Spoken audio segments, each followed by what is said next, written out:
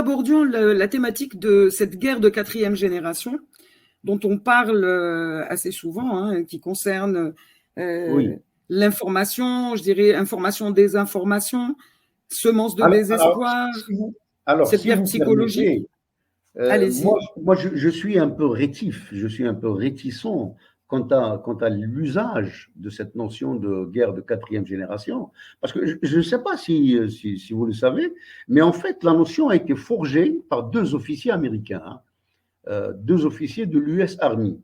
Donc, c'est eux qui ont créé il suffit d'aller voir sur certains sites sur Internet où bon, l'histoire est là. Bon, peu importe, ce que je voulais dire, c'est qu'en fait, les éléments qui sont censés être les moyens de cette guerre de quatrième génération existaient déjà bien avant l'apparition de cette notion. Vous savez, l'Algérie a subi des assauts numériques, des assauts de toutes sortes de médias. Quelqu'un, tout à l'heure, je ne sais pas si c'est haut pour vous, avait rappelé la fameuse décennie rouge ou noire, appelez-la comme vous voulez. En fait, c'est une décennie de toutes les couleurs. Rappelez-vous, dans quel isolement on a voulu plonger l'Algérie avec, Oui. un, un étranglement médiatique sans précédent, y compris parmi les pays soi-disant proches ou alliés, etc. Et donc, moi, je considère que les éléments de cette guerre ne sont pas si nouveaux que ça.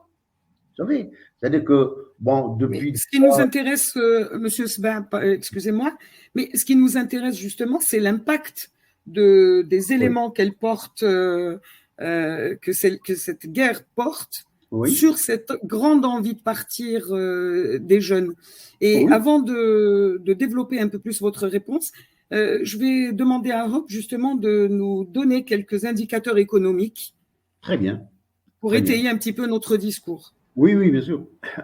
Merci Nam, merci Sisba. En fait, vous avez évoqué les BRICS. Bon, c'était pas le but de montrer, de parler des BRICS, mais bon, c'est une présentation que j'ai préparée pour un peu comparer l'Algérie aux pays des BRICS et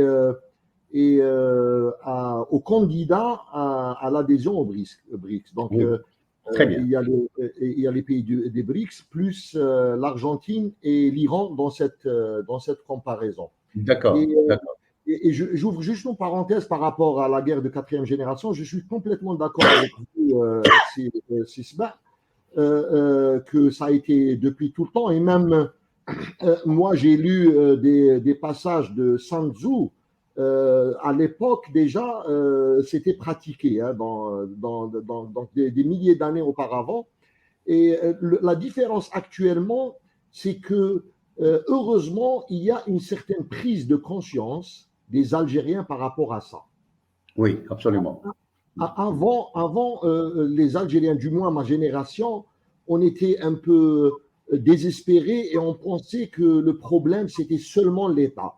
Et on omettait le fait qu'on vivait dans un monde qui nous impacte sans se rendre compte, surtout Bien quand on est sûr, adolescent.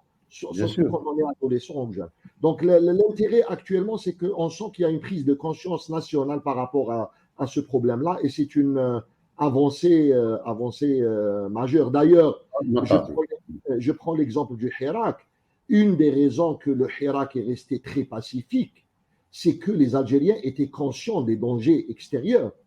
Exact. Voilà. Exact. Donc, pour revenir aux chiffres et le but de pourquoi on voulait les montrer, c'est par rapport à cette désinformation, mais aussi par rapport aux médias algériens qui ne montrent pas des choses pareilles. Je ne sais pas, par incompétence ou par souci que ce n'est pas quelque chose qui va vendre, mais je ne sais pas. Et je vais vous montrer des chiffres qui montrent, par exemple, je vais commencer dans l'ordre. Bon, je commence par le produit intérieur brut algérien. Bon, l'Algérie, elle est dernière par rapport aux BRICS et les candidats aux BRICS. Oui. Sauf que avec la croissance de cette année, avec les projets qui ont été lancés les derniers temps, donc je peux citer Raj Bilad, je peux citer le port Hamdania, la transaérienne, beaucoup de projets énormes qui ont été lancés. Le produit intérieur brut algérien, normalement, il devrait augmenter d'une manière sérieuse les années à venir. Oui, absolument. Après, ici, vous avez le produit intérieur brut toujours, mais par tête d'habitant. Et là, on voit que l'Algérie, elle dépasse l'Inde déjà. Elle est très proche de l'Iran et de l'Afrique du Sud. Le troisième indicateur, c'est les revenus par personne ajustés à l'inflation. Et on voit que l'Algérie, elle est dans le paquet. Elle est très proche de l'Afrique du Sud, du Brésil, de la Chine, mieux que l'Inde. Encore mieux, la dette algérienne, elle est pratiquement nulle. Attendez, j'enlève ce commentaire pour qu'on puisse voir. J'enlève la bannière aussi. Donc voilà. Vous voyez qu'on sait tous que l'Algérie n'a pas de dette. La même chose pour l'Iran. Donc on est mieux que tous les pays des BRICS et des candidats. Encore mieux, les investissements locaux. On voit que l'Algérie, elle est au sommet disons, en tête de liste avec la Chine et l'Iran. Donc, c'est pour souligner l'effort que l'État fait en termes d'investissement dans l'économie locale. Le développement humain, l'Algérie, elle est très comparable aux pays des BRICS. Donc, on voit, elle est proche de la Chine. À un certain moment, on était mieux que la Chine il y a une dizaine d'années. On est très proche du Brésil, de l'Iran. Donc, on est dans le paquet des BRICS. Et finalement, l'indice de développement durable. Et on voit que l'Algérie, en termes d'objectifs de développement durable, elle est classée la première par rapport aux pays des BRICS et des autres candidats comme l'Argentine ou l'Iran. Donc, on voulait montrer ces données économiques, M. Sbah, parce que je vous assure que vous posez la question à de jeunes universitaires, ils ne savent pas cela. Ils ne savent pas que l'indice de développement humain de l'Algérie, il est très, très positif. Oui, oui, absolument. Et on pose la question, le rôle des médias dans cette guerre de désinformation qui existe et qui va toujours exister. Mais on devrait avoir des médias qui combattent cette image-là. Je vous laisse la parole. Oui, bon, c'est très encourageant de voir effectivement que l'Algérie a pratiquement tous les atouts pour pouvoir donc faire partie de ce groupe qui a de l'avenir, parce que comme vous l'avez rappelé, en fait le BRICS est appelé à rééquilibrer un peu les forces à l'échelle planétaire. Hein. Vous savez, on est sorti d'un monopole américano-européen et là, bon, les cartes sont en train d'être rebattues un peu pour pouvoir donner l'occasion à des économies aussi prometteuses que celle de l'Algérie. Et là, vous avez bien fait justement de rappeler l'indice humain, etc., parce que ça veut dire que des efforts ont été faits. Seulement, malheureusement, ils n'ont pas la visibilité qu'ils méritent. Ils n'ont pas la visibilité aussi bien à l'intérieur qu'à l'extérieur. Bon, évidemment, à l'extérieur, ils le savent. Les médias étrangers savent très très bien, ils ont toutes ces informations, mais ils n'ont strictement aucun intérêt à le dire. Redorer l'image de l'Algérie ou bien dire qu'elle est sur le bon chemin, etc., ça ne les intéresse pas. Et pour cause. Et c'est justement ça, M. Sbah, qui nous intéresse. C'est alors ce manque de visibilité, moi je dirais même plus, c'est qu'on combat justement cette information par des informations négatives et qui sèment le désespoir et qui rendent finalement ou qui créent une situation défaitiste, même complètement vouée à l'échec, je dirais. Vous savez, une société qui est vouée à l'échec. Oui, mais si vous permettez, moi je crois que l'Algérie est devenue très résiliente, au sens où on l'entend, c'est-à-dire une résistance à toute épreuve. Pourquoi ? Parce que, je viens de le rappeler, à l'époque de la fameuse décennie, c'est-à-dire à l'époque du terrorisme, etc., bon, l'Algérie a été assaillie de toutes parts et Tout à fait, oui. elle a tenu le coup. Et finalement, bon, l'étau a commencé à se desserrer, tant et si bien que, bon, ben, elle a fini donc par retrouver sa place.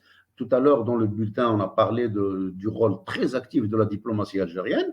Il faut s'en Oui, féliciter. Il faut s'en féliciter parce que, bon, il y a, comme je l'avais dit, bon, des pendules qui sont remises à l'heure. L'Algérie retrouve sa place donc, dans l'espace méditerranéen, elle, dans le monde arabe, et il ne faut pas l'oublier, et ça, c'est un excellent choix. C'est vrai qu'on a pris un certain retard à ce niveau-là, mais l'Algérie est en train de retrouver ses marques au niveau de l'Afrique, au niveau continental. tout Parce à que fait, oui. Monsieur c'est Sber, extrêmement pardon, important. C'est extrêmement important. On avait laissé on avait un peu abandonné la chose à d'autres pays voisins. Et bon, ben, alors que bon, dans les années 70 jusqu'aux années 80, l'Afrique, pour l'Afrique, l'Algérie était l'icône positive en matière de développement. c'était la Elle même. donnait l'exemple. Exactement, oui. Voyez un peu. Hop, je crois que, excusez-moi, Monsieur Sber, mais je Oui, crois que Hop J'ai veut faire une oublié, intervention. oui, oui, bien rapide, sûr. j'ai oublié juste un indicateur qui me paraît très important, celui qui est à l'écran, c'est les inégalités entre les riches et les pauvres par rapport aux pays des BRICS et candidats Ah aux oui, BRICS. ah oui, ah oui. Oui, L'Algérie, elle est classée la première. C'est le pays où il y a le moins d'inégalités entre les riches et les pauvres. Très Voilà, je bien. voulais rajouter ça. Excellente nouvelle. Pardon. vous aurez compris, Monsieur Sber, que nous optons pour un discours équilibré entre ce qui est réellement positif en Mais bien Algérie, sûr. ce qui fonctionne et dysfonctionne, voilà, justement pour faire avancer la réflexion et amener justement la société civile à participer à l'édification de cette Algérie dont nous rêvons tous.